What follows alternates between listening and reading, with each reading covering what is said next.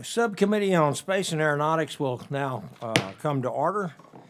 Without objection, the chair is authorized to declare recesses of the subcommittee at any time.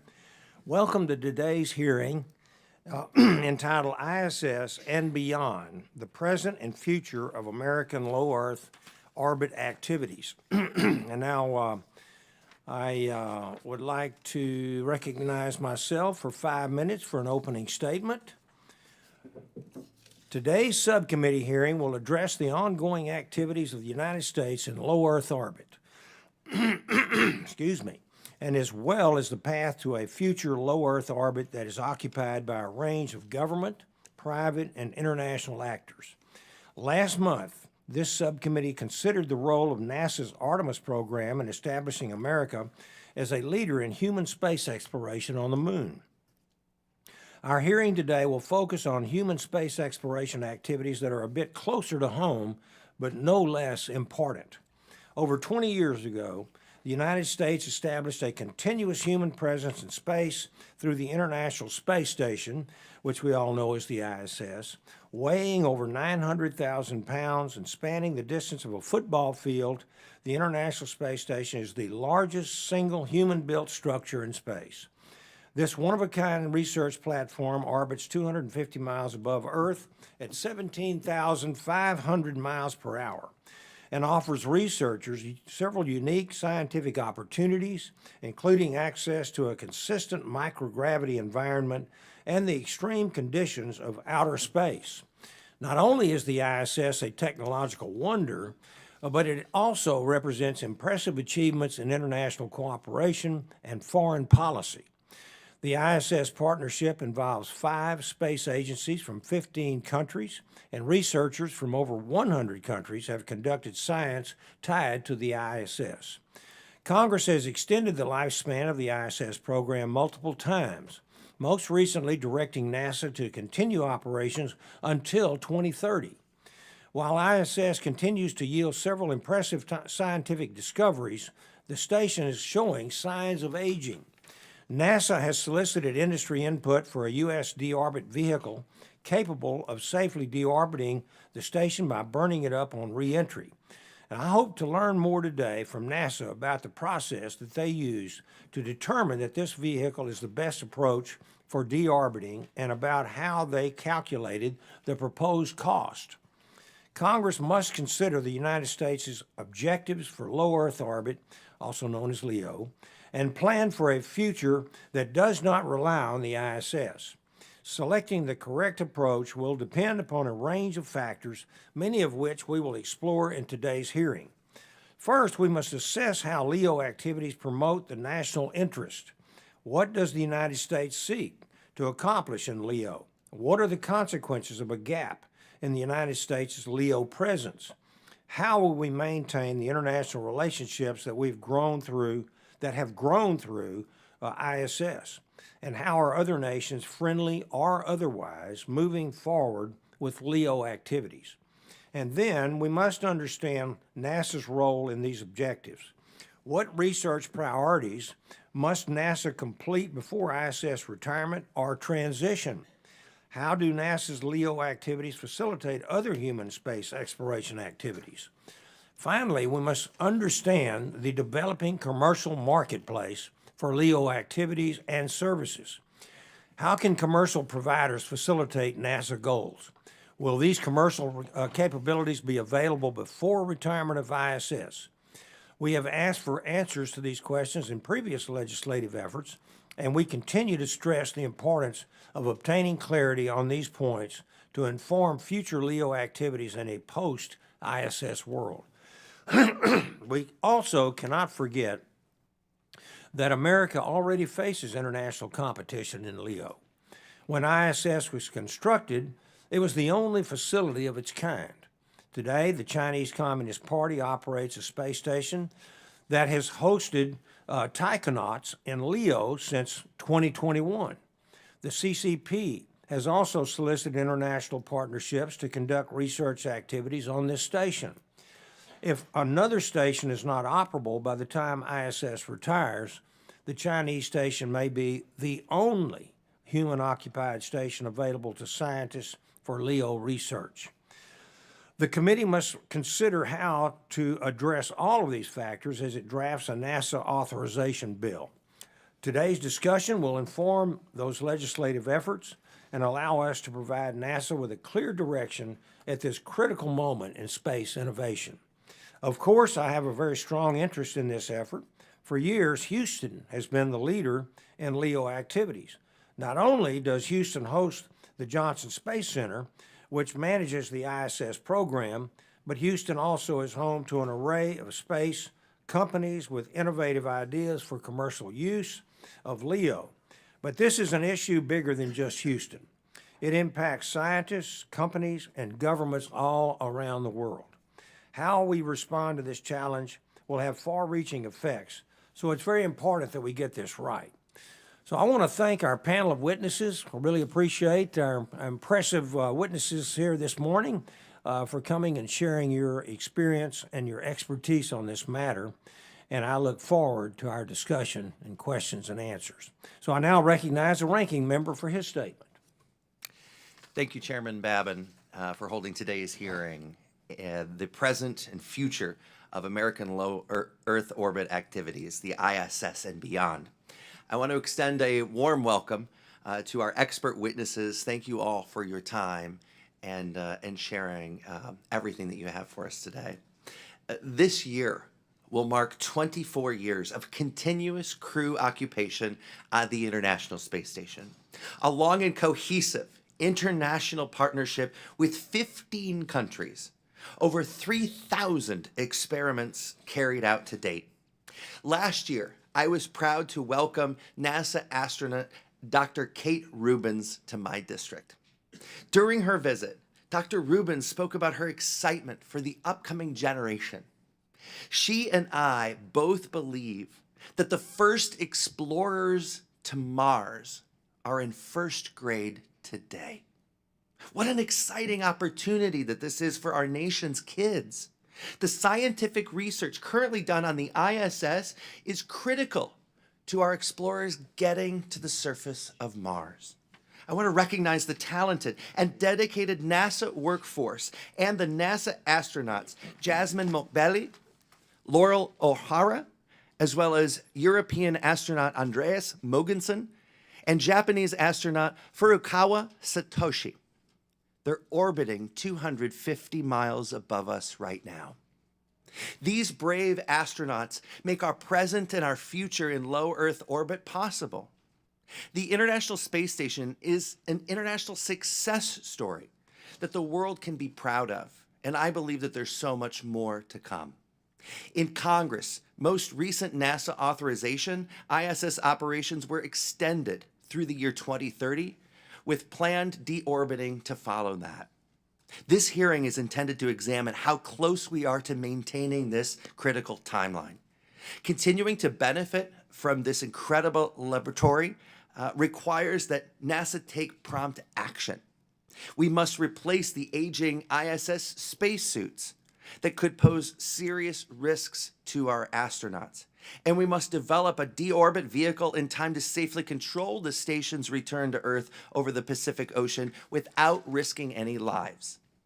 According to the congressionally chartered Aerospace Safety Advisory Panel, the safety of deorbiting the ISS is not completely in NASA's hands. This is because a catastrophic failure could occur with little or no warning.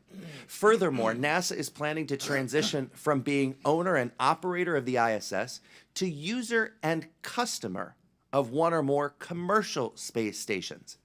As we nurture the success of ISS today, we must vigilantly prepare for the future of low Earth orbit.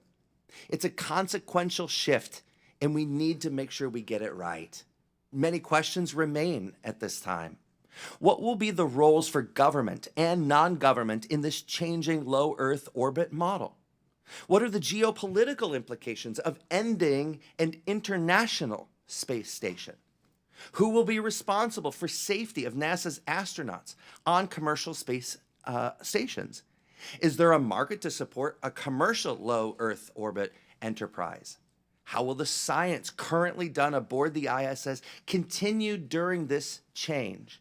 And should there be a national laboratory in low Earth orbit? The year 2030, it's not that far off. I hope today's hearing provides fulsome answers as the committee looks to continue its important role to make sure that we're doing what's right.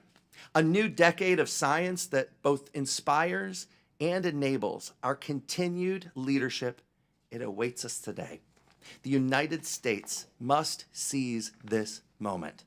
Thank you, Mr. Chairman, and I yield.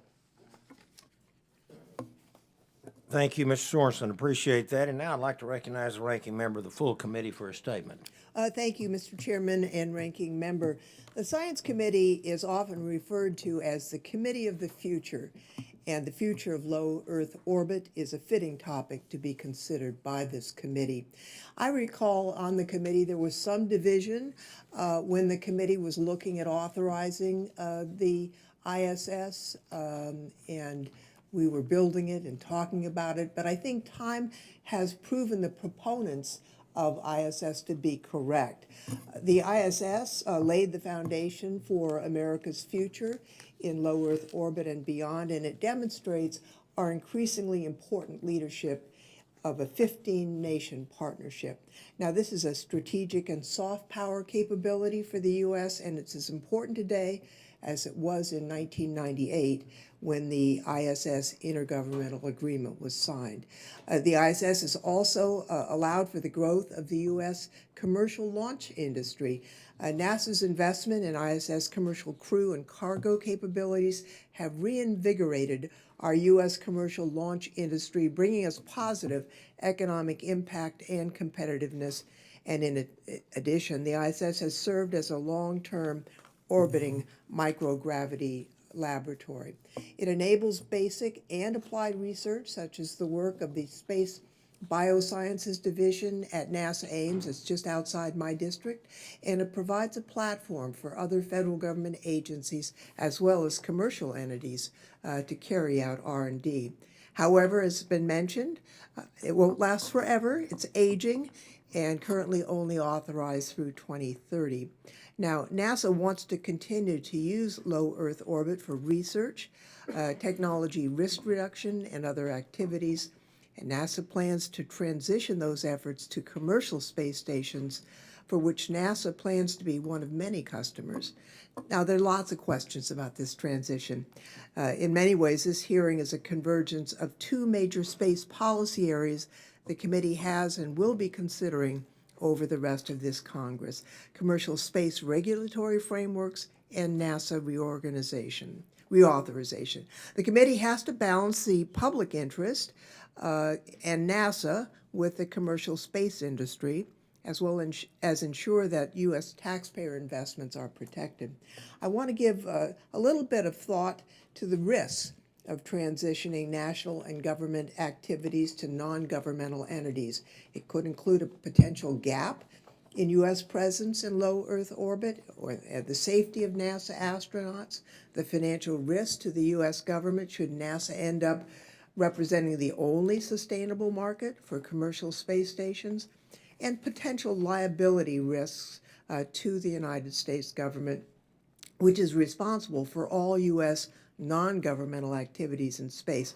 This committee has to sort out who's going to be responsible and how those risks are evaluated. The committee also has to consider the nature of government-funded research and development in a post-ISS environment. It's critical that NASA ensure a seamless transition from the ISS to commercial platforms, but the essential role of government-sponsored microgravity research and development can't get lost in the shuffle. The U.S. government and this committee have a responsibility to ensure such an outcome does not occur. The United States isn't alone in this domain, as has been mentioned by the chairman. China established its crewed Tiangong space station in low Earth orbit and is investing much of the same cutting-edge science that we'll hear more about today from our expert witnesses. Space biological and physical sciences directly enable human exploration, so we need to lead in science to lead on our efforts to go to the moon and Mars. And finally, I want to voice my concern about the budgetary challenges and really the dysfunctional appropriations process that we have that's threatening our nation's plans in space. If we in Congress aren't prepared to appropriate the required resources, we will not be successful. Continuing to operate the ISS while also procuring a deorbit vehicle and providing support to commercial LEO destinations really does require sustained investments if we're going to make sure that America stays first in low Earth orbit. So I want to thank you, Mr. Chairman. I look forward to hearing from this panel of really very distinguished witnesses, and I yield back. Thank you very much. Well, let me introduce our witnesses. Our first witness today is Mr. Kenneth Bowersox, who brings a unique perspective to today's discussion. As a former NASA astronaut who spent 5.5 months aboard the ISS, Mr. Bowersox currently serves as the Associate Administrator for NASA's Space Operations Mission Directorate. His responsibilities include the management of NASA's human space exploration efforts, including ISS operations and the development of future commercial space stations. Prior to this, Mr. Bowersox served as the Deputy Associate Administrator for Space Operations. Our next witness is Dr. Mary Lynne Dittmar, the Chief Government and External Relations Officer at Axiom Space. Her responsibilities include directing Axiom's work with the U.S. government. She also serves as the industry co-chair of the FAA's Commercial Human Spaceflight Occupant Safety Rulemaking Committee. Previously, Dr. Dittmar served as the founding president and CEO of the Coalition for Deep Space Exploration. Both of you are welcome. Our third witness is Dr. Robert Ferl, who co-chairs the National Academy's Decadal Survey on Biological and Physical Sciences Research in Space for 2023 to 2032. In this role, he is overseeing the development of guidance strategy for NASA's next decade of biological and physical science research. I'll recognize Mr. Bower.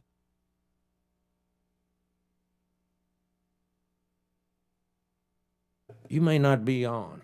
Yeah, I'm not good with buttons. You know, that was a problem when I was flying too. So Chairman Babin and Ranking Member Sorensen and other members of the subcommittee, thank you for the opportunity to appear today to discuss NASA's human spaceflight activities in low Earth orbit, which we call LEO. Since 1998, NASA and our international commercial partners have used the International Space Station, ISS for short, to expand scientific research, technology development, and economic activities into the unique microgravity environment beyond Earth. ISS astronauts have worked with many highly skilled researchers on the ground to conduct scientific experiments in areas such as medicine, plant and animal biology, biotechnology, fundamental physics, crystal growth, combustion science, and fluid physics. We've looked back at our home planet, increasing our knowledge of the atmosphere, oceans, and land as we work to understand the impacts of climate change. We've increased our knowledge of the effects of space on the human body, helping us to better understand disease and develop new treatments to lengthen and improve lives on Earth. Through the ISS, we're learning critical lessons that will enable humanity's next steps into deep space through the Artemis campaign, deepening and broadening international partnerships, as well as promoting the development of a sustainable commercial market in LEO. ISS serves as a hub for U.S. commercial cargo and crew transportation. The development of domestic launch vehicles for these spacecraft has resulted in the reemergence of the United States as the global leader in space launch activities. SpaceX's Dragon and Northrop Grumman's Cygnus cargo ships regularly supply research experiments and consumables to the station. They will be joined this year by Sierra Space's Dream Chaser, and we expect 7 more flights of, or we've flown 7 flights of the Crew Dragon, and we've got 1 more coming up here at the end of this month. In May of 2020,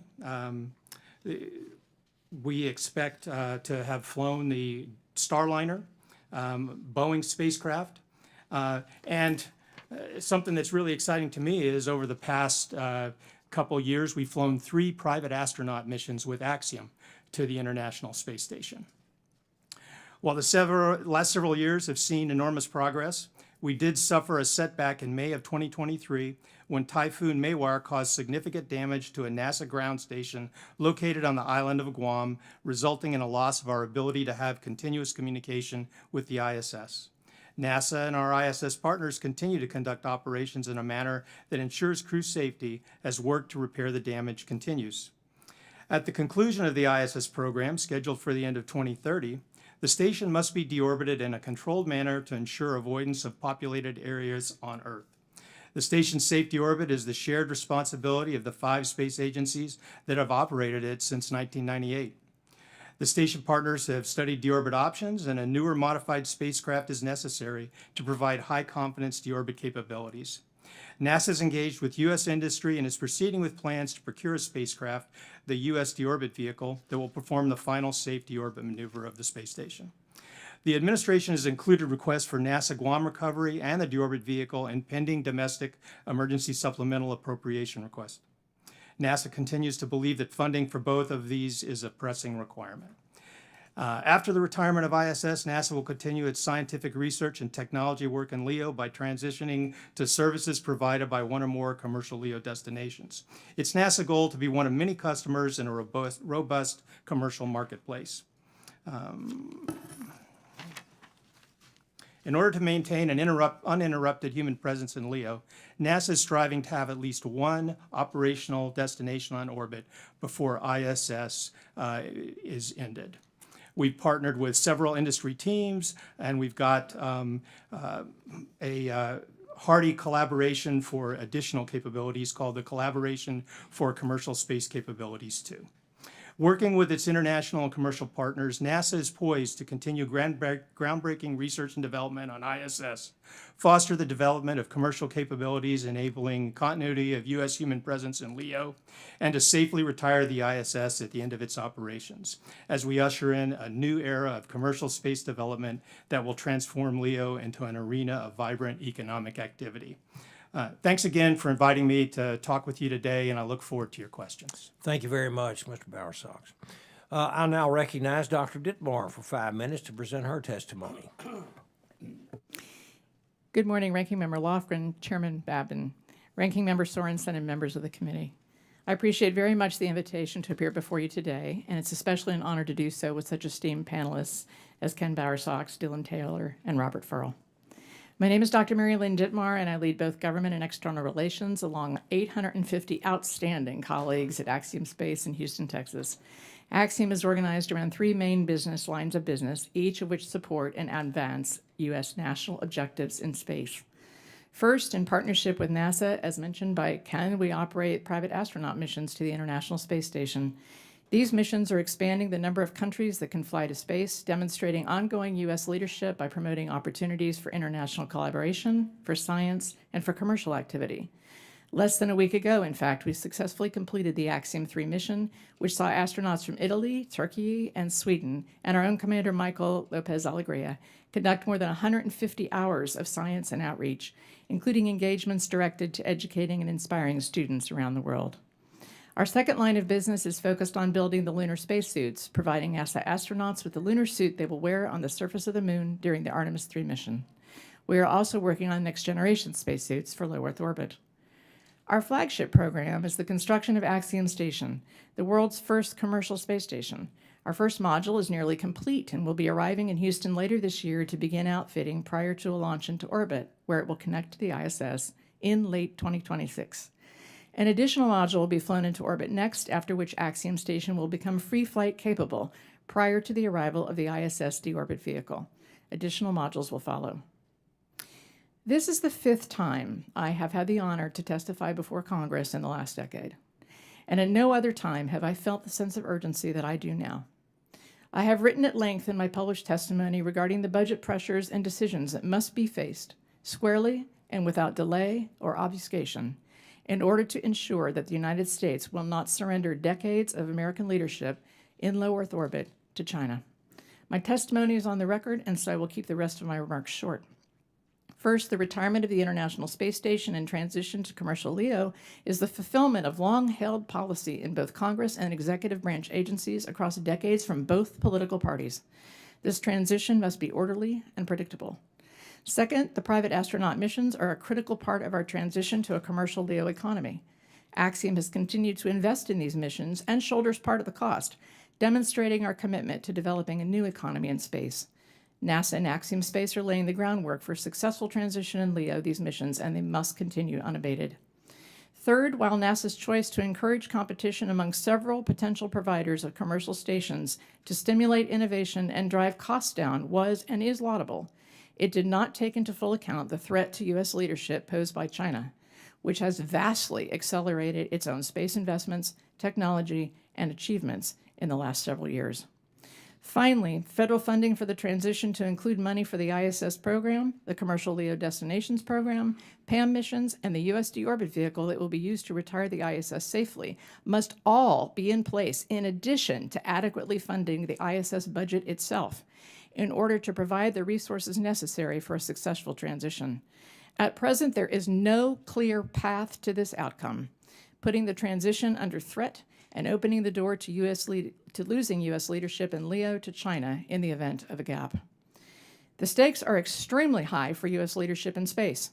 The only beneficiary of an unsuccessful transition to commercial platforms able to maintain continuous human presence, conduct science and other research, and catalyze commercial development will be China. We cannot accept that future.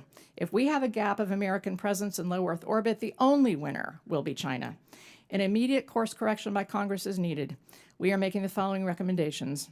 Include language in a new NASA Authorization Act that reinforces and makes crystal clear that it is the policy of the United States to maintain continuous American presence in low Earth orbit in perpetuity. Reinforce that it is the policy of the United States to encourage and enable the fullest commercial use of space, a policy first put forth by Congress in 1990. Ensure that the ISS program remains at capacity through the end of life in 2030, supporting the fullest use of the ISS for exploration, science, technology development, and commercial activity. To enable that goal, authorize the ISS program funding at the 2023 level at minimum in 2025, and authorize funding for the U.S. deorbit vehicle in addition. Authorize the flight of the ISS until 2030 with the possibility of extension until one commercial station is operational. Proceed with the down select to a maximum of 2 CLD providers immediately. Direct NASA to accelerate contracts to CLD providers. Authorize funding of the CLD program at $295 million, and appropriate commensurate funding. Thank you for your time and attention, and I look forward to your questions. Yes, ma'am. Thank you very much. And now I'd like to recognize Dr. Ferl for 5 minutes for his testimony. Chairman Babin, Ranking Member Sorensen, and the rest of the committee, I appreciate and am honored to be a part of this panel and present to you today the ideas about science and the role of science in this particular discussion. I represent my colleague, Dr. Kristen Van Vliet from Cornell University, as we co-chaired the Committee on Biological and Physical Sciences in Space for the National Academies of Science, Engineering, and Medicine. It is both a pleasure and an interest to note that science has been a key part of many of the comments that have already been made today. And my role today is to secure for you the notion that science is well thought out, that science is well directed, and that science is a result of the entire scientific community in space putting together the decadal survey that I'm going to talk to you a little bit about today. I'm here to address the what and the why of going to space, the reasons that we need to be there for science and the reasons that we need to be there for discovery. Science is both the driver and the enabler of our presence in space. And our discoveries in space make possible not only the ability to go to space, but the ability to understand our universe and to better our life here on Earth. That is abundantly clear. BPS science has been, and our part of science has been a part of the space exploration community since the early Apollo era. So this is an historical and well represented activity in space that feeds space and also derives the science from space. Our report is called Thriving in Space, Ensuring the Future of Biological and Physical Sciences. It is a chosen title for that very reason. We now wish to thrive in space. We no longer wish to just visit. We wish to occupy, live, develop, manufacture, and otherwise do what thriving means in space. And that demands a continual presence in space, and it also absolutely demands that the presence in space be enabled by the government. It is a national need. Biological and physical sciences is exactly the science that deals with the physical forces, the biological changes that occur in terrestrial organisms and terrestrial processes as it moves off the surface of the Earth. We learn about how to do things in space by understanding the forces and the scientific processes behind being in space. Biological and physical sciences is well represented in the International Space Station, as has already been mentioned, with thousands of publications and experiments on the international scale. And it is very clear that not only has the International Space Station proven its value as a scientific vehicle, but it's also proven that its limitations currently exist. So we need not only the equivalent of the International Space Station, we need its capabilities and more. So as we transition to the commercial space, commercial LEO destination model, it is very clear that not only do we need to have a continuous scientific presence, that must be fully vested scientific presence that allows these experiments to continue in the mode in which they are currently working, and in the even better mode. It's already been mentioned that we're at a critical moment in this science, and the critical moment in the distribution of our intellectual property and capabilities in space. And we are, in our report, absolutely supporting the notion that this science needs to both drive our presence in space and be continued as we move further into space. Science in the International Space Station in low Earth orbit is not substituted by the trip to the moon. It enables the trip to the moon. And the more we do science in low Earth orbit, the more we enable our capabilities to move to the moon and Mars. And conducting science in space uniquely expands our understanding of the natural universe in ways that we have yet to imagine. The International Space Station is a place where humans created the coldest place in the universe. The entire universe was created there. The coldest place was created there not to go to space, but to understand what our universe is like and to imagine products and capabilities that are beyond our current imagination. I look forward to your questions, and I thank you for being here. Thank you, Dr. Ferl. I'd like to now recognize Mr. Taylor for 5 minutes to present his testimony. Chairman Babin, Ranking Member Lofgren, Ranking Member Sorensen, and distinguished members of the committee, thank you for inviting me to share my perspective on the U.S. commercial space station landscape. At Voyager, we're dedicated to building a better future for humanity, both in space and here on Earth. Voyager has nearly 50 years of spaceflight heritage and unmatched experience working commercially on the ISS. The ISS transformed space exploration, and Voyager is dedicated to continuing its legacy of global diplomacy by developing a next-generation platform, a commercially operated, continuously crewed, free-flying space station called Starlab. Starlab began in 2021 when Voyager was awarded $160 million under NASA's CLD program. CLD is dedicated to providing the U.S. with continuously crewed platforms prior to ISS decommissioning in 2030, preventing a space station gap. Recently, Voyager formed a U.S. majority-owned transatlantic joint venture with Airbus, known as Starlab Space. We believe this joint venture provides the strongest foundation to assure the continuation of ISS diplomacy, the strongest foundation to assure the continuation of ISS diplomacy in addition to tapping the growing international customer base, and demand for space-based science and commerce.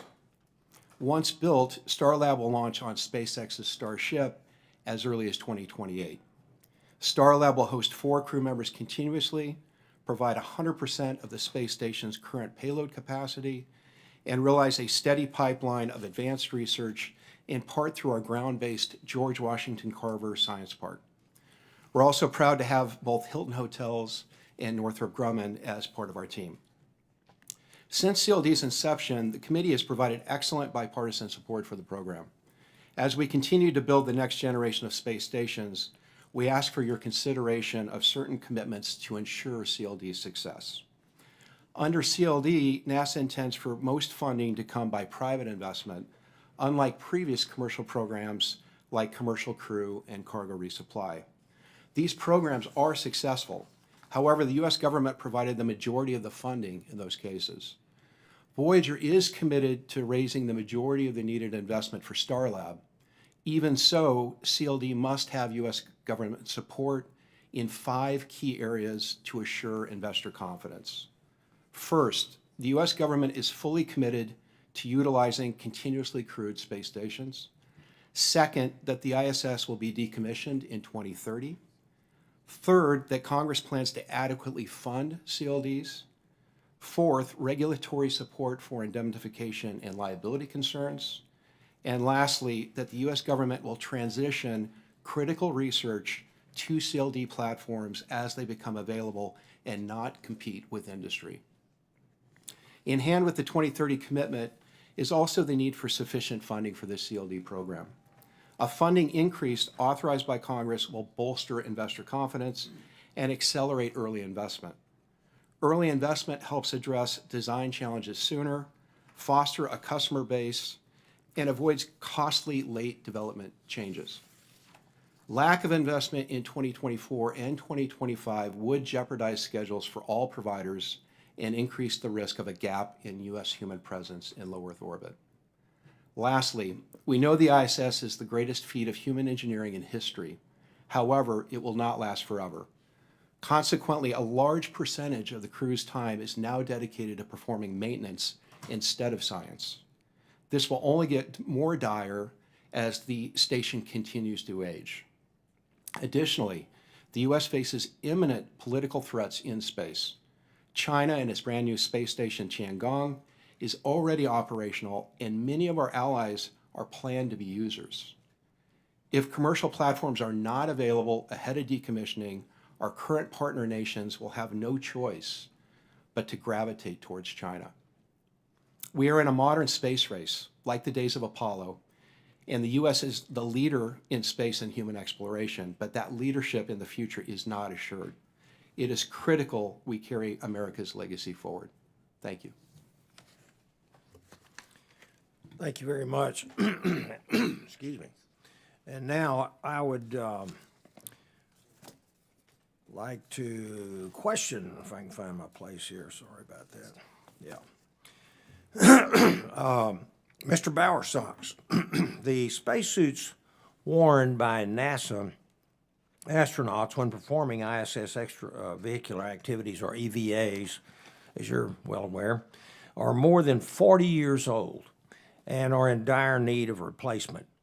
In 2022, after several attempts to develop a new spacesuit internally, NASA awarded a task order to Collins Aerospace to develop a new suit for LEO EVAs.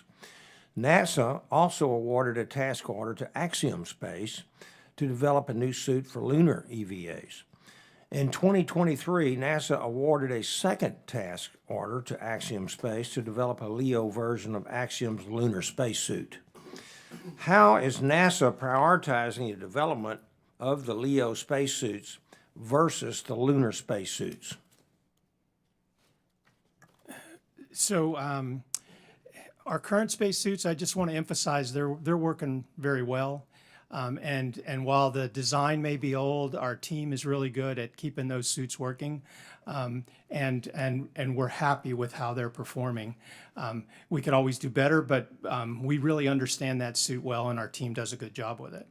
The new suits that we're working, there's a lot of overlap between what you would need for a lunar suit and what you would need for a suit in low Earth orbit. That's why we have two providers. That's why it's possible for either provider to provide some aspect of service for either the moon or low Earth orbit. And we're working hard with those providers to try and get a capability on ISS for the last few years of its life. Thank you. And ISS astronauts have experienced a range of issues with spacesuits in the past, ranging from water intrusion to complications from improper sizing. How will NASA transition from the older spacesuits to the newer models? And what are the agency's contingency plans if a new problem occurs? Well, one of the most important things for the new suits is that it fits a wide range of astronauts and that we can have a good suit that works for every member of the astronaut corps.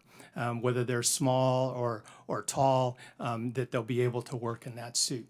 Our current suit, it works a little bit better if you're taller and you have longer arms, but our smaller people like me do a pretty good job in it too. But we don't want to have that problem with the new suits, so we're spending a lot of time thinking about that, and we're confident that with new equipment, new hardware, great testing, that they'll work well once they get to orbit or to the surface of the moon. Great, thank you. I have a second question, and for you as well, Mr. Bowersox. Last October, President Biden submitted a supplemental appropriations request asking Congress to provide, among other items, initial funding for a spacecraft capable of deorbiting the ISS. In October, Northrop Grumman announced that it would no longer develop its own space station under the commercial LEO Destinations program, and instead would join Voyager's Starlab project. This freed up $89 million in funding that NASA then distributed among the remaining CLD candidates. If funding USDV is a high priority and time-sensitive matter for NASA, can you explain why that money was not instead used to fund the deorbit vehicle? And I have a couple of additions to that. If you just answer that one, please. Yes, sir. You know, in order for us to manage the pace of transition with ISS to the new commercial partners, we need multiple things. We need to have those new stations, we need to have the US deorbit vehicle, and we need to have good utilization on ISS. So that we maintain our transportation and utilization capability. We thought that the best use of that money was to continue effort on the commercial LEO platforms, but to try to get additional resources for the USDV. Okay, and what other options did NASA consider during its analysis of alternatives? Well, we looked at just about everything we could think of. If you have other ideas, we're open to listening. But we looked at raising ISS to a higher orbit. We looked at breaking it into smaller parts. We looked at switching ISS to a commercial operator. We looked at possibly bringing small elements of ISS home. And when we analyzed all of those and considered the cost, doing one return of the ISS into the ocean seemed like the best option to us. Thank you. And then finally, how will NASA ensure that the cost of deorbiting the ISS is shared proportionately among our international partners? Luckily, that's covered in our agreements with our international partners. We share basically, according to the amount of mass that each partner has on the station, the resources required to bring the ISS home. Okay, thank you. And that completes my line of questioning. So I'd like to go to the ranking member, Mr. Sorensen, for 5 minutes questions. Thank you all for being here. Mr. Bowersox, I'm not sure if you worked with someone who helped me get to where I am today. Dr. Janice Voss was a NASA astronaut who called my hometown of Rockford, Illinois, her hometown. In the 1990s and the 2000s, she flew on numerous shuttle missions and helped inspire me as a kid to learn and continue to look up. She flew on Space Shuttle Discovery as others as well, which makes it appropriate that one of her flight suits is on display at the Discovery Center in Rockford, Illinois today. So I do want to continue learning a little bit more about spacesuits. Given the safety concerns and the age, are we on target with respect to technology and time to meet the demands as we look beyond the ISS mission? First, I want to thank you for mentioning Janice. I think the world of that person. I can remember when she certified me to operate the arm on the Space Shuttle and International Space Station, and I miss her. But for our future astronauts, we want to make sure that all of our people will be able to use the new suits, that they'll fit everyone, that everybody will have good function. We also want to make sure that they're affordable. So we're looking at trying to increase the reliability and reduce the cost of the technology that we use. And we're seeing great progress with our partners. Dr. Ferl, I'll turn to you. Your written statement refers to the critical need for biological and physical science research in space to better inform both life in low Earth orbit, but also during our exploration into deep space.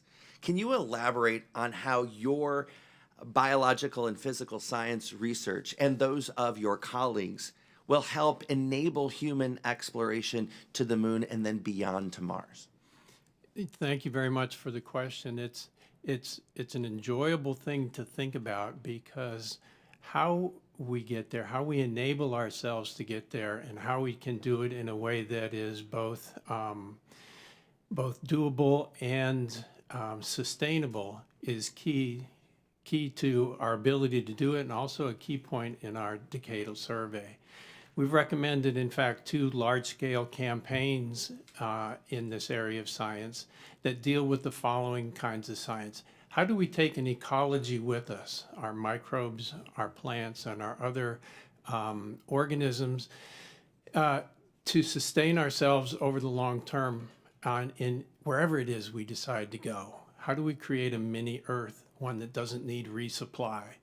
That's a big body of science that has to do with creating long-term sustainability in space. Another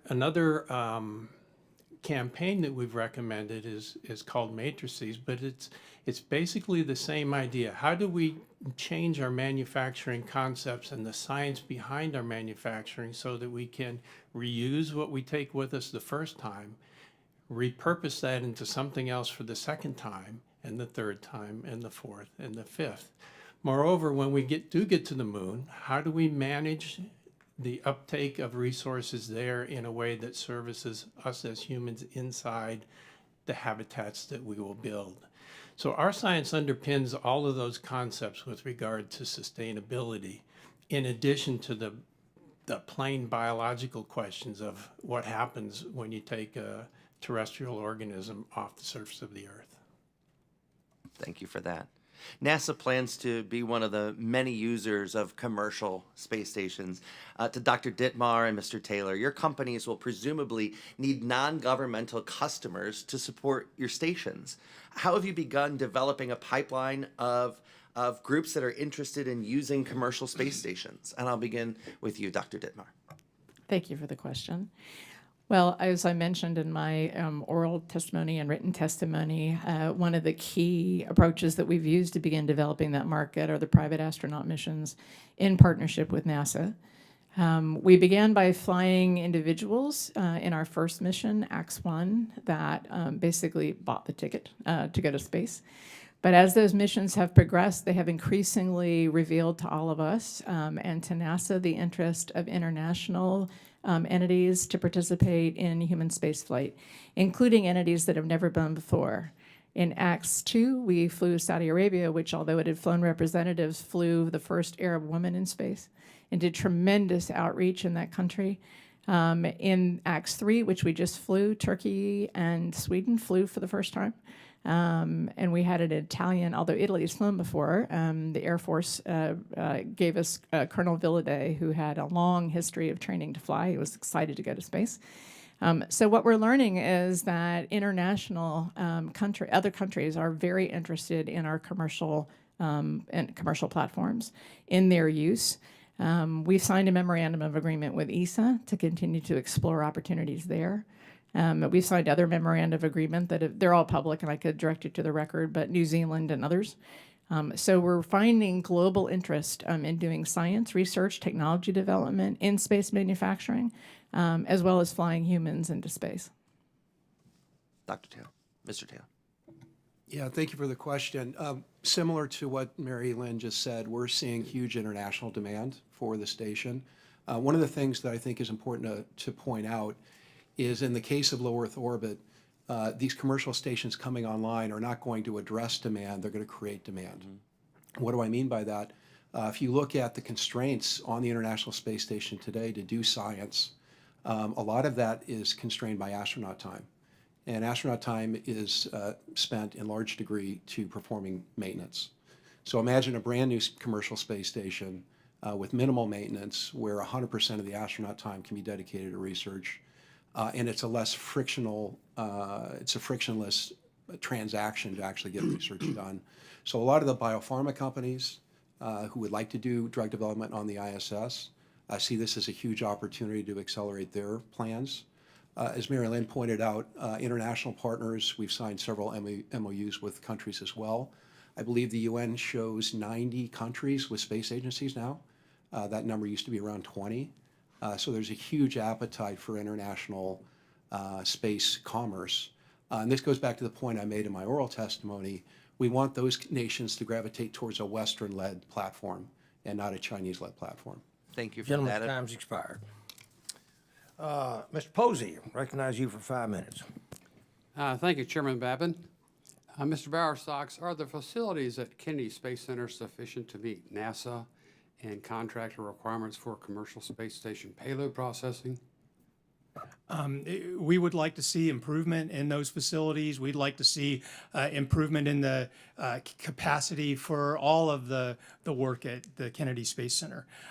One of the challenges we have is how we get the resources to do that.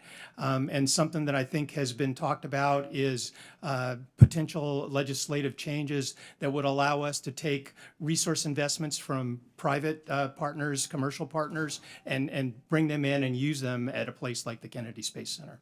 Okay. Is there any current plan to use foreign launch or payload processing facilities to service commercial space contractors? Right now, we're not thinking about using commercial launch for that. We want to use our own activities. We might do some sort of an exchange with commercial partners in other countries where they provide a launch for us, we provide a launch for them. We could see something like that in the future, but right now we don't have anything concrete. How is the concept of letting the contractors participate in the development of facilities? How's that? At what stage is that now? I think it's in the stage where we're seeing a need, and I think we're talking about the potential for legislative change. And for the record, I'll go back and see exactly where we are with that proposal. But it would be very helpful if we could get contributions like that. Yeah, I'm glad to hear that. Dr. Dittmar, could you further explain your statement about China partnering with the United Nations to select and operate international payloads? In 2019, China and UN COPIUS announced an agreement to select payloads to fly on Chang'e. They selected initially 9 payloads, but had opportunity in that program to select others. The stated goal of that was to essentially do global outreach and involve payload developers and scientists who had not previously had the opportunity to fly, or who the China was particularly interested in bringing on board to the to Chang'e. Okay, I'd like each of you on the panel to speak to the risks, such as intellectual property theft, that companies face with partnering with China on a station. We'll start with Mr. Taylor and go to the... Yeah, I share your concern. The intellectual property risk is real.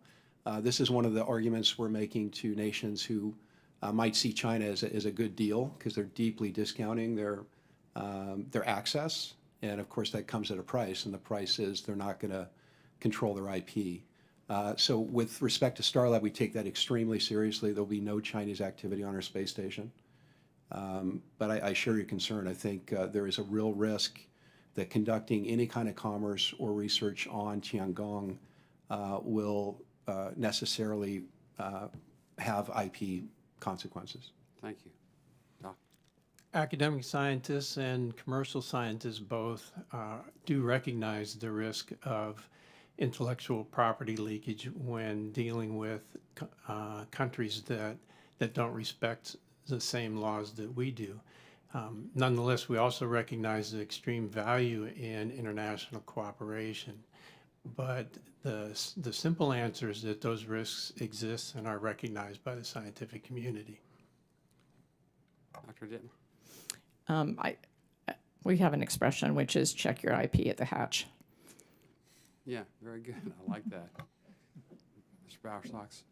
All I'd say is that here in the U.S., we try very hard to understand and protect the intellectual property rights of our partners. We also try to make sure that the government has a chance to use things that are developed that are where they've benefited from taxpayer investment. Got you covered. Thank you. Mr. Chairman, I yield back. Okay, now recognize the gentlewoman from California, Ms. Lofgren. Thank you, Mr. Chairman. I read a very interesting article called The Wild West of Space Research that was in Aerospace America. I'd like to ask unanimous consent to put this article into the record, Mr. Chairman. But the CEO of a spaceborne United that's in the Netherlands has stated that he wants to enable human conception in space and wants to grow human embryos off Earth. His quote is, "The long-term goal is to enable the full cycle of 9 months floating childbirth in space." Now, it's my understanding that unless you have public funds in the research, pretty much there aren't any regulations. You can do what you want. Now, the U.S. government sponsored research, I believe, and you can correct me if this is incorrect, operates under a common rule, a federal policy that is actually a collection of multiple rules to ensure that the science is both fair to human subjects and high standard, but that those rules don't apply to commercial space companies because they don't get federal money. It seems to me that the ethical framework that's based on terrestrial research should apply in space. So I have a couple questions. First, Dr. Dittmar and Mr. Taylor, I'm wondering what your plans are on this issue with commercial space stations. Mr. Bowersox, I'm wondering what NASA has assessed on this issue and whether you are thinking about what rules or standards could be applied and whether we have jurisdiction to do that. And Dr. Ferl, I'm very interested in how the academic community is involved in standard setting and ethically, the ethics of privately funded research. Obviously, I'm for science, but there are ethical questions here in some cases. And I'm also interested, if anybody can answer this, you know, China has the capacity to host research. Should we be worried about whether people who want to skirt ethical rules, if we can establish them, might then go to that platform? So in order, could you answer those questions? Thank you for that question. I had the honor to participate at the National Academies of Science on the Executive Committee of the Space Studies Board for many years. And the discussion about ethical constraint might be the right word, or consideration. I'm not sure exactly what the right word is. I would use things like thoughtful consideration, responsible behavior, if they were my words. Has certainly been one that's been inherent in scientific pursuits for generations and generations. Certainly no different on orbit. I will say that what we've done at Axiom is our chief scientist, Lucy Lowe, who came to us from NIH, participated in a multi-author paper recently that was published in Science that addressed exactly these concerns. Thank you. Mr. Taylor, I don't want to go over my time, but I would like to hear from all the witnesses. Sure, I'll be brief. Thank you for the very thoughtful question. First of all, as I mentioned earlier, we're doing missions on the ISS today. We've ran 1,300 missions our company has on the ISS. So we anticipate in our business plan essentially abiding by the guidelines that we've abided by thus far. We're not anticipating any exotic research that we haven't already experienced. Second is we're going to be integrating our payloads, as I mentioned earlier, in the George Washington Carver Science Park, which we're putting in Ohio. Right. So it'll be subject to U.S. law and regulation. And then lastly, we're going to follow all NASA requirements. So that goes to NASA and Dr. Ferl. What are we going to put in place? What can we put in place? Because even if these two private sector entities want to have ethics, they're clearly going to be entities that it's going to be the Wild West. I know for the research that we fund on the government side, we would expect to follow No, I understand that, but all the what same about ethics. what about the private sector? On the private sector, we want to give them some freedom, right? I would expect the government to have a large say in what they do, a large influence in what they do, but we would try to give them freedom to do as much as they can. But if something just really exceeded what we thought were the boundaries of our ethical standards, then we would have a long talk. Well, Dr. Ferl, I mean, obviously, having growing an embryo for 9 months in space does create and pose some ethical questions. I mean, what are we going to do about this? I think that the bigger, from my perspective, the scientific question actually has been asked and answered. Can terrestrial organisms develop in the way that they are normally developing on Earth in space? Asked and answered. Yes, we can. Yes, they can. So the scientific basis for what you're discussing wouldn't necessarily fall into our realm. I will say that scientists are, by and large, excruciatingly ethical with regard to No disagreement on that. choosing which questions are asked and answered in space. Well, and because scientists operate within an ethical standard. So I'm not criticizing, I'm for the scientists, but there are some Wild West actors who may not want to live within those normal constraints. It's just why I'm raising the issue. My time Scientists is would agree.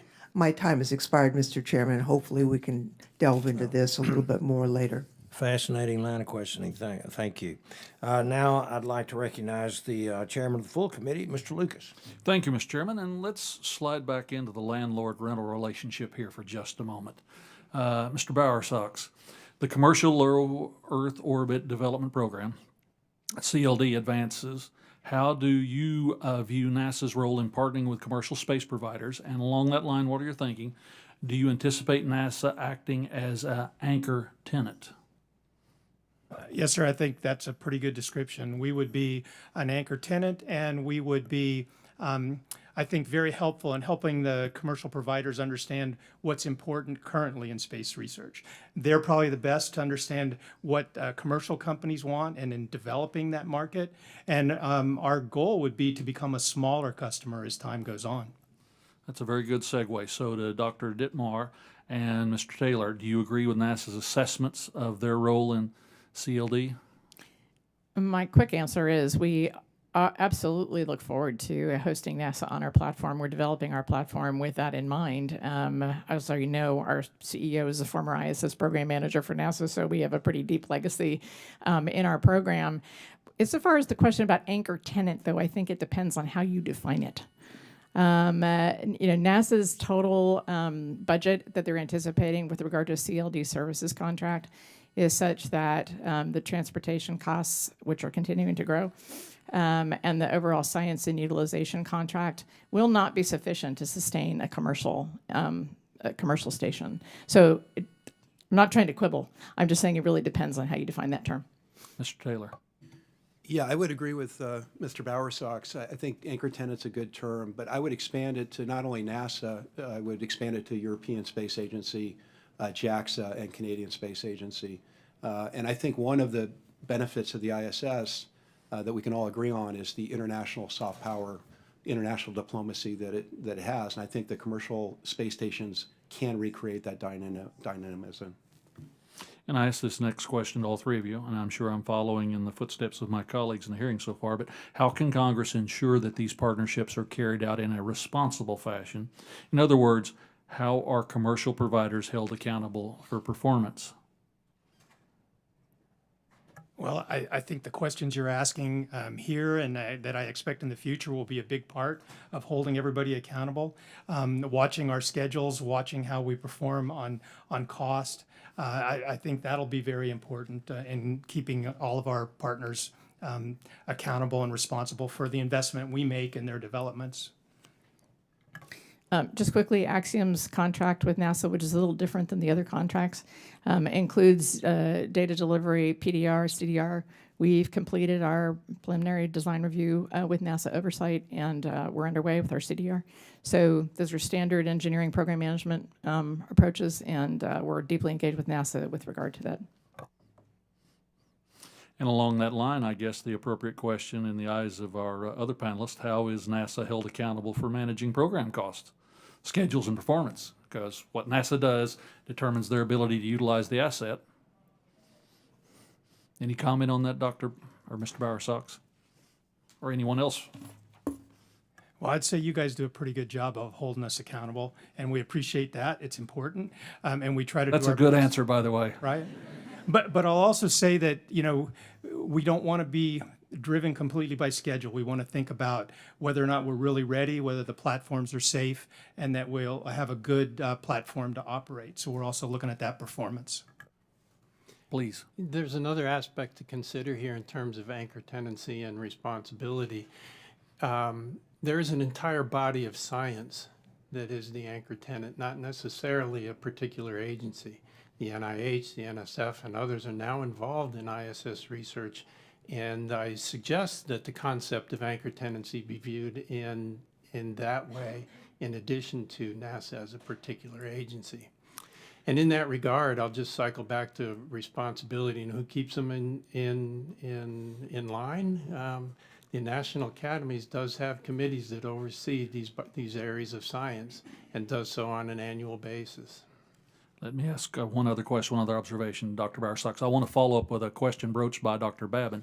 Each international partner is responsible for a share of deorbit cost and is proportionate to the amount of mass the partner contributes to the space station.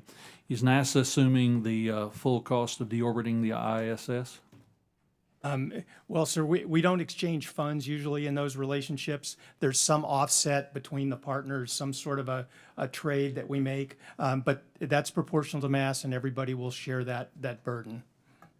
With that, my time has expired, Mr. Chairman. Thank you. Yes, sir. Thank you, Mr. Chairman. I'd like to recognize the gentleman from Alabama, Mr. Strong. Thank you, Mr. Chairman. Congress recently authorized the ISS through 2030 as NASA works to transition to commercial low Earth orbit destinations. At the same time, as our witnesses mentioned, China is aggressively seeking partnerships for its space station, and Russia's future on the ISS is uncertain after 2025. Unless commercial stations are ready before 2030, NASA could face a station gap that would set the United States back significantly. Mr. Bowersox, how is NASA ensuring that CLDS will be ready before 2030 to prevent this? Well, the biggest thing we're doing is trying to set up new contracts, new procurements, and trying to work to get resources so that we can develop those new platforms along with commercial partners. Of course, with the constrained resource environment that we are expecting in the future, that may be difficult. It may be difficult to maintain the utilization on the ISS, prepare the U.S. deorbit vehicle, and to prepare the commercial platforms with constraints that could be ahead of us. Thank you. Dr. Dittmar, first of all, thank you for your service to the University of Alabama in Huntsville. You were an assistant professor when I was a student there, and we're honored to have you here today.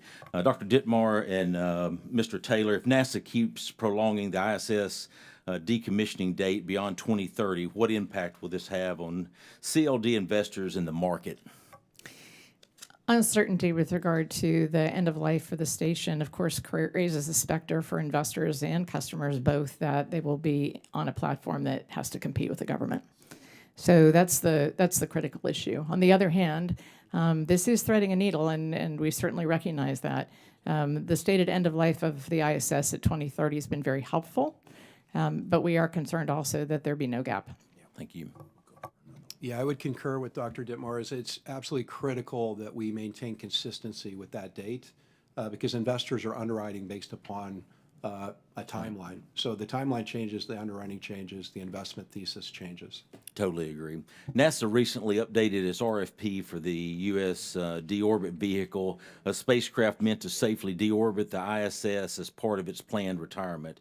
With the RFP deadline just passing a couple of days ago, how can NASA centers like Marshall, with rich expertise in advanced space transportation systems, work with commercial space companies to safely deorbit the ISS? And that's to any of you that'd like to answer. Well, I'd love to take that question. You know, Marshall has a great history and a wonderful depth of expertise there. We use them in all of our programs to advise and monitor the work of commercial partners, all of our commercial programs, and I would expect something similar in the work with the U.S. deorbit vehicle provider. Thank you. Is there a plan to use FAA-approved reentry sites like Huntsville International Airport in Huntsville, Alabama, to help with the deorbit and future CLD missions? The one provider that we would have that might be able to use a runway like that would be Sierra Nevada's Dream Chaser.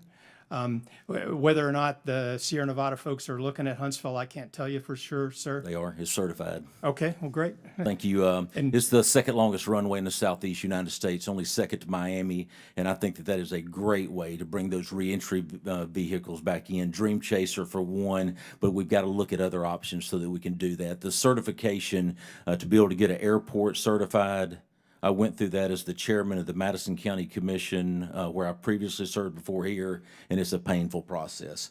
I've Mr. landed there a lot. Bowersox, It's a great airport. that's great. Thank you. Mr. Bowersox, as you know, Marshall Space Flight Center hosts the ISS Payload Mission Control Center, which manages many research payloads aboard the ISS. How does NASA plan to ensure that researchers can seamlessly transition their experiments from the ISS to the CLDS as they become available? Well, working with our commercial partners, I anticipate that some of the investigations that are currently being conducted on ISS will move to the commercial platforms. How we work with the Payload Operations Control Center there at Huntsville is still something we need to work out, but I see a role for those people in the future because of their skills. Thank you. I thank each of you for your testimony today. Mr. Chairman, I yield back. Yes, sir. Thank you very much. And I'd like to recognize the gentleman from Georgia, Dr. McCormick. Thank you, Dr. Chair. It's a really important subject, and I think it's often overlooked, often misunderstood what's at stake here, especially in this new technological age where we have so many vehicles in the low orbit and what it means to us going forward. So I'm going to set the table for the one thing that I'm focused on, and that's the International Space Station and its decommissioning. And I'm not worried about the safety, but I'm worried about the time frame and our mission accomplishment of what we want to achieve going forward. I just kind of set the table as we look to the future of the International Space Station and American low Earth orbit activities. It's obviously up to us as the elected officials in Congress to take ownership of this U.S. space policy and maintain leadership across the globe. Last year, the committee passed the Commercial Space Act of 2023, which will support America's budding and commercial space economy as it streamlines the regulatory environment, ensures compliance with international treaty obligations, reduces administrative burdens, hopefully, and promotes the best practices in orbit. At the same time, the Biden administration released their proposal after months of delay. Their proposal would lead to increased multi-agency bureaucracy, red tape, an opaque application process, and a ton of uncertainty for our space industry partners as they're trying to plan for the future. The Biden administration proposal will directly undermine the work of NASA and the U.S. having been pursuing over in the short and long term to support commercial lower Earth orbit development. This is my concern. Congress must continue to promote a transparent, responsible environment here at home that will strengthen our domestic industry and encourage innovation. The International Space Station has served as a home to humans and scientific research for more than 20 years. The International Space Station is one of a kind, and it's great in advancing technologies, innovation, and industry. as the commercial industry aims to take the mantle, it is vital that our government does all we can to assure a smooth transition, both for economic prosperity and national security interests, meaning making it easier, not harder. My concern is this. When we're talking about that beneficial timeline, Dr. Dittmar, I wanted to say in your testimony you had said how you discussed an American presence in low Earth orbit is under the threat and how the likelihood of a gap, this is what I'm worried about, in LEO following the decommissioning of the ISS has never been greater. What concerns do you have with the proposed mission authorization system by the Biden administration specifically? And how could it disrupt the plans by NASA to shift from the International Space Station to commercial stations by the end of the decade? Thank you for the question, Dr. McCormick. We are very concerned about the proposal. We are concerned about its bifurcated nature, with some of the aspects of what would be happening on orbit being handled by one federal agency and then other aspects being handled by another federal agency. We think that there is a great deal of room for communication difficulty between the agencies. There's an interagency process that is sort of called for by the proposal that would require collaboration and discussion. We're concerned about delays that might be imposed by that. We think that there's basically a lot of questions to be answered. The devil is in the details, so to speak. Regulatory frameworks need to be streamlined as much as possible. Nobody argues with the need for regulation. As was mentioned before, I'm sitting here as the industry co-chair of the FAA Space Advisory Rulemaking Committee right now for commercial human spaceflight occupant safety. I wouldn't be doing it if I didn't think it was a worthwhile effort. However, we do have a great deal of concern with the structure of the proposal. So I think it is important to be safe, and I think we're going to do a great job of decommissioning. We have great scientists. Everybody wants to do this the right way. What I'm worried about are the regulatory burdens that come from the Biden administration that will slow down our progress in a mission accomplishment. When we talk about outpacing our enemy, I'm a Marine first. And when we do an outpacing of our enemy, we have to make sure we don't have gaps. We don't have regulatory burden that's going to slow us down, that it's not a whole bunch of agencies weighing in on one thing. And my concern is specifically, do you think it would be beneficial if the industry instead interacted with a one-stop shop government entity with technological expertise in order to meet the stated objective of Congress, that there be continuous American presence in the low Earth orbit? Yes. Pretty simple. That's my singular focus, and I want to leave it with that. Less regulation, be safe. Let's get the mission done first. And with that, I yield. Amen. Thank you very much, Doc. Appreciate you. And so I'll recognize my friend from Florida, Mr. Webster. Thank you, Mr. Chairman. Dr. Dittmar, I guess most of the things have been explained in the fact that we're headed towards this possible gap in spending at some point in time, gap in presence in the lower orbits. So would one of the options be to keep the ISS afloat? I'm inclined to defer to Mr. Bowersox, but let me just give you a quick, actually will defer to Mr. Bowersox, but I'll say something first. The thing I'm going to say first is, as we previously discussed, having an uncertain end date for the International Space Station is really detrimental to commercial development of low Earth orbit because it creates a great deal of uncertainty with regard to investors. Mr. Taylor did a wonderful job of capturing some of the concerns there. And so while there is an option to continue, a technical option to continue ISS, and one of our recommendations is that it does stay in orbit until there's a commercial platform that's there or launching there, not 1 second longer. Not 1 second longer would be our perspective. So I just want to emphasize that our approach to avoiding any gap in low Earth orbit is to do everything we can to make the commercial LEO development, the commercial LEO destinations available before 2030. We're committed to deorbit ISS starting in 2030, and we're going to work with you to try and get the resources to do that. Okay, so if that be the case, well, number one, the uncertainty would go away if we were to plan for a extended life. I guess you could do that, or something else. But now I heard 2020 2028 because the Russians have problems, so forth. They want to do that. Now they're down to 2025, could be that date. So that's pretty uncertain in itself. So what are the benefits and advantages of space stations that are commercial space stations as part of this solution? Okay, we understand there'd be a scientific advantage to having those, but what else would it be able? How would that benefit us in the sort of the decommissioning of the current ISS? Well, so we've got commitment from our Russian partners to go through 2028. And the rest of the ISS partners are working towards 2030 as the last date for full utilization. And then ISS deorbit would start after that point.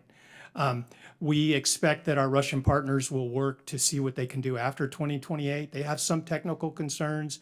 They also have some budget concerns.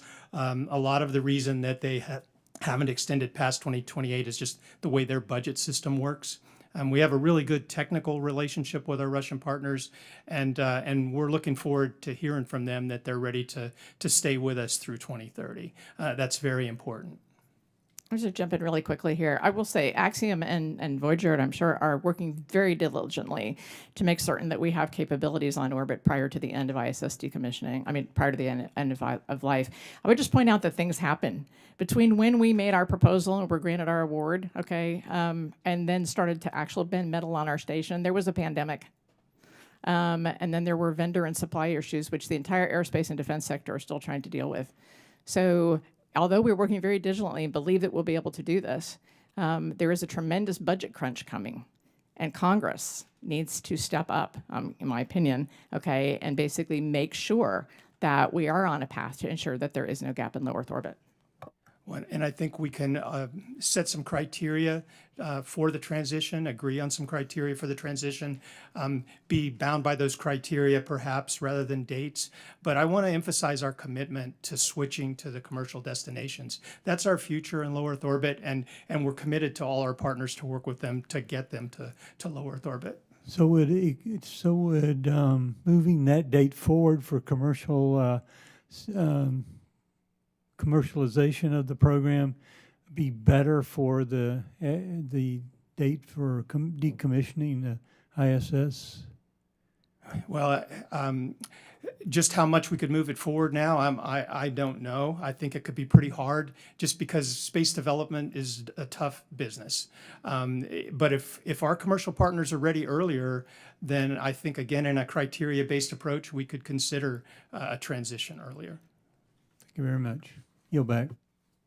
Thank you very much. I'd like to recognize the gentlewoman from Colorado, Ms. Carvalho. Thank you, Mr. Chair, and thank you to you and Ranking Member Sorensen for holding this hearing. And thank you to the witnesses for joining us today. I am very grateful to be on the subcommittee because I get the chance to bring Colorado's voice to the table on space issues. Colorado has been able to contribute a tremendous amount to the ISS, from research being conducted on board to its astronauts and more. I will also continue to be involved as it becomes Colorado will also continue to be involved as it becomes a development hub for the next generation of space stations. Today, I wanted to dig into a topic I'm curious about as a physician, specifically the research being done on the ISS that has medical applications back here at home. It's my understanding that there is currently research being done on the ISS on cancer immunotherapy, and a drug specifically that, if applied back to Earth, would allow a patient to get a shot in a doctor's office versus being attached to an IV in a hospital. As you can imagine, this could prove to be a game changer for patients like the ones I see in clinic, and this really drives home how important it is for Americans that we continue to do research at the ISS and beyond. So for Mr. Bowersox, sometimes the importance of the research that happens in space, I think, gets lost in translation between the federal government and our constituents. So what is NASA doing to help emphasize its importance with the public, and how can Congress help? Well, first of all, we try to talk about the research and the work being done at ISS every chance we get. But the one thing I would encourage you and the rest of the members of the panel and the folks listening is to go to the ISS Benefits for Humanity. Just do that on an internet search engine, go to that website, and you'll be amazed at all the information there and all that you can learn about the work that's going on International Space Station. Perfect. I will definitely do that. And aside from communicating this work to Americans, one of the questions that always comes up is cost, right? Is the amount of money that we're spending making a difference when it comes to research in space? The Decadal Survey has identified uncertainties with the cost of doing research that will be shared in the future beyond the ISS. So for Dr. Ferl, does the Decadal Survey make any recommendations on how these costs should be shared in the future? The Decadal study makes some very clear recommendations on the total costs that are anticipated for the body of science needed over the next decade. How those costs will be shared is something I might need a little more guidance on with regard to answering. But very clearly, this area of science is a small percentage of the NASA total budget and a small percentage of the budget of the Science Mission Directorate. Yet it both underpins all of the development and engineering for our future exploration efforts, as well as feeds back the very important biological and also physical advances that are applied back on Earth. So we're very strong in saying that there needs to be more budget, clearly, for the very science that both embodies and enables the space in low Earth orbit. And I think importantly saves time and money for people if it changes the ability to treat certain diseases back here at home. Continuing with the cost, what can NASA do to provide clarity on future costs of conducting biological and physical sciences research from low Earth orbit after ISS? Another thing that we address in the Decadal study is the absolute need for clarity with regard to costs. As some of our my fellow panelists have mentioned, the cost to go to orbit, the cost for lifting, the cost of astronaut time.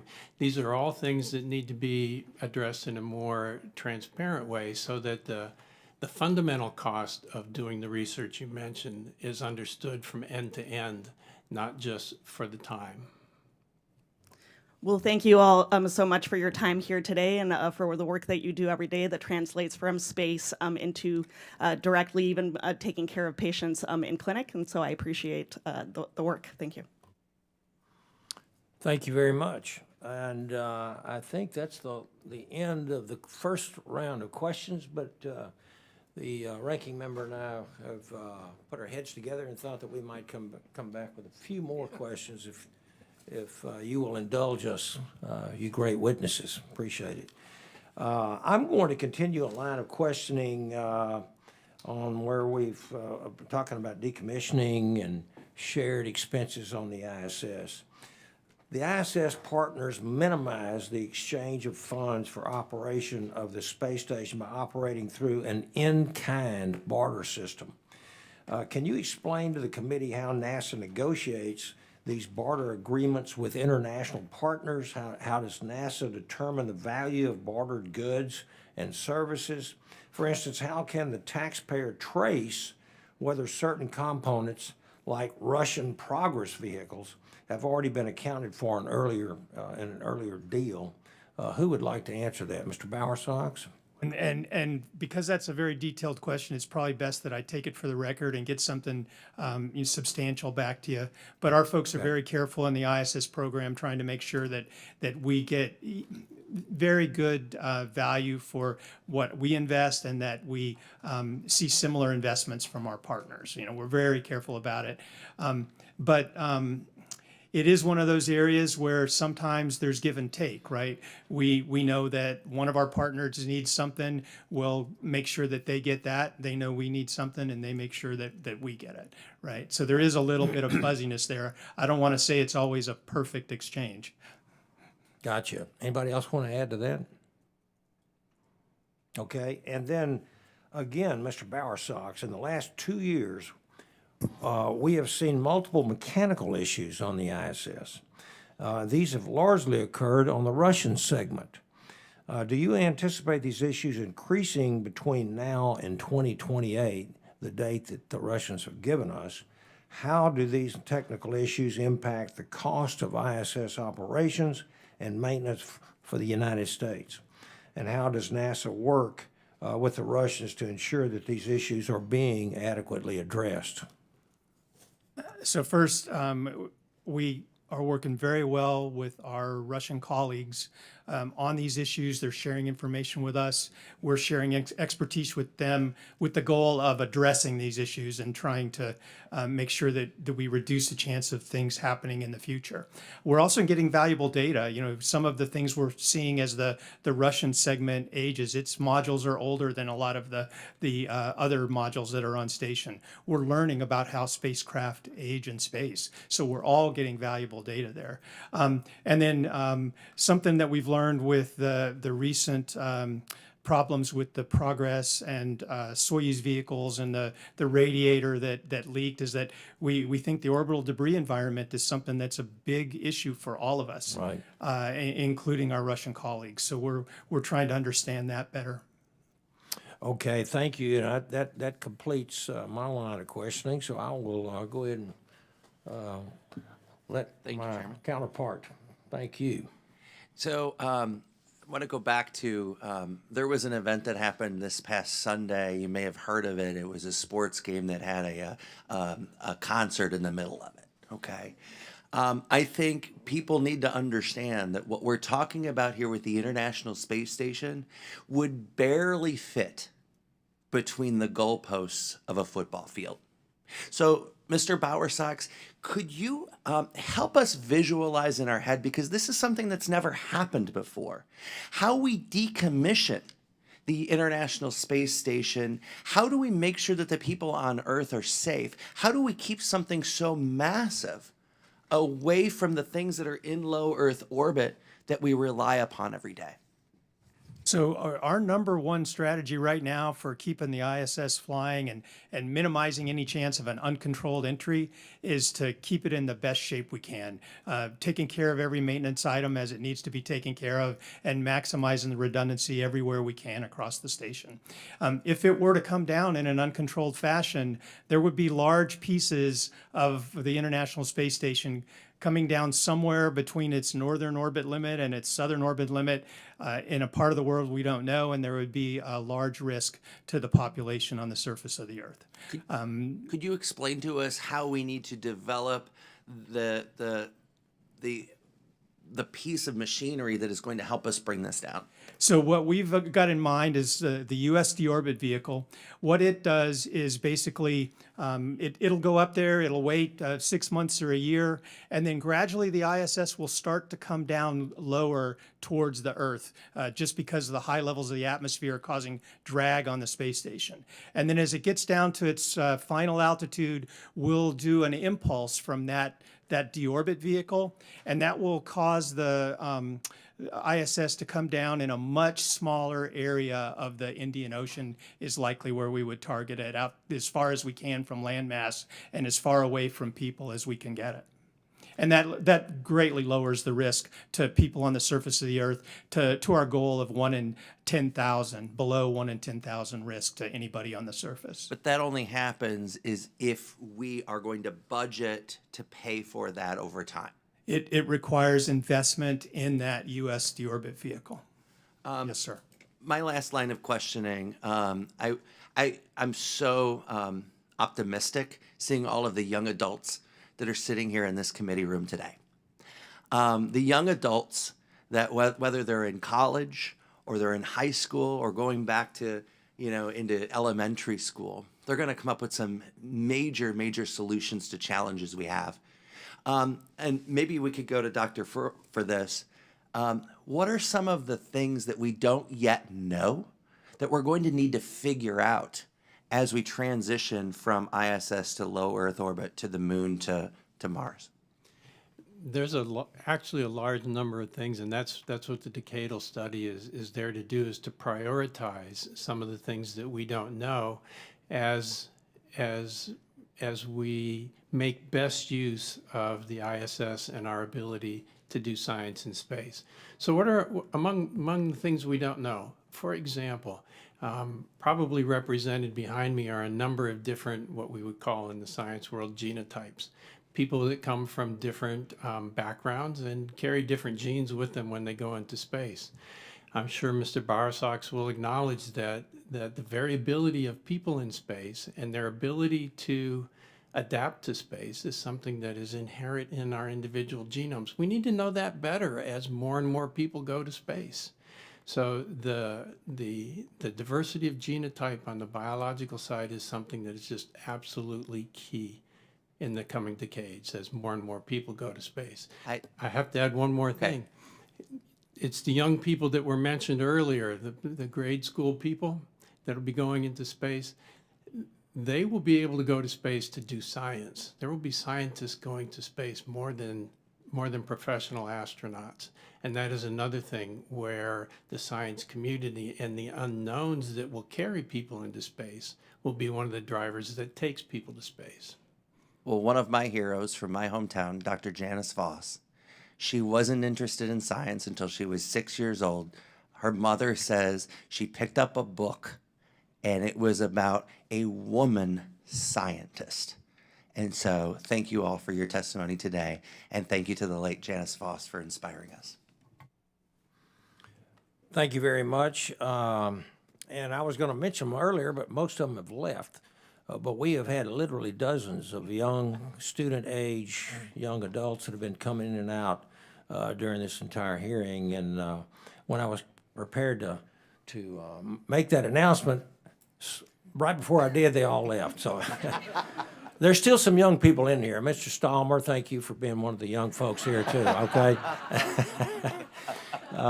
We really appreciate everybody that's come here today and really want to say thank you to our witnesses here in a very fascinating hearing, which has given us some valuable information. So I want to thank you all. The record will remain open for 10 days for additional comments and written questions from all the members. So with that, this hearing is adjourned.